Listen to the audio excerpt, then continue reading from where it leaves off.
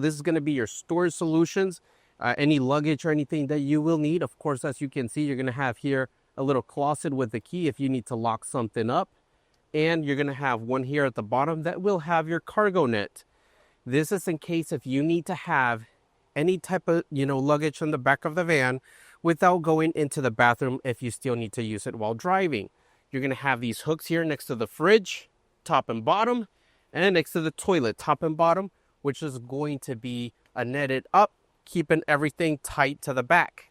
And lastly, you're going to have the storage above your toilet, which is good for like toilet paper or anything that you might need. I already have the cargo net extended. All we're going to do, the two short sides are going to go in one side, and the one that has the actual strap will go in the opposite by the bathroom. Top, bottom, and all you have to do is just pull, and that's your cargo net for your luggage.